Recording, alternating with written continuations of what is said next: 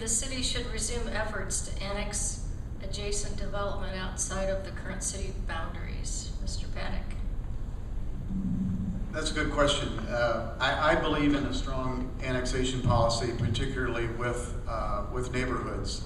I think that's one thing that's helped to make our city stronger and to grow, because we have lost approximately 50,000 people over the last 50 years out of the central part of our city. And had we not annexed into St. Joseph Township and into Aboit Township and northwest into Perry Township and other areas, we wouldn't be the city that we are today with 255,000 people, being able to provide government services without a tax increase and keeping a large surplus. So I think it is important. I think it's when industry comes to this area, whether they're also new residential neighborhoods, that we ought to be looking, if they're placed properly, that they should be annexed into the city and they should be paying city taxes.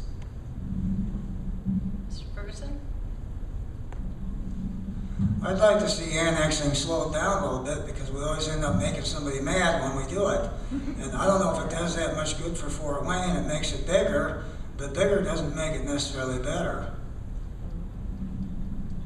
Mr. Hall? I'm a little bit more in line with Dennis here.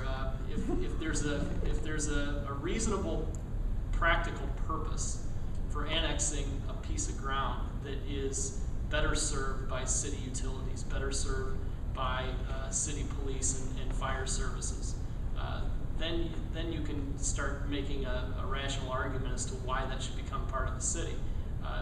If it's just a money grab sort of situation, it doesn't make a whole heck of a lot of sense. You've got a lot of infrastructure that's in place out there, township fire departments that have been serving the area for eons and doing it effectively well.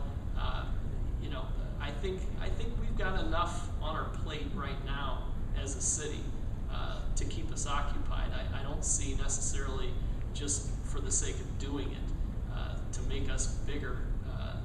It just doesn't make any sense at this point.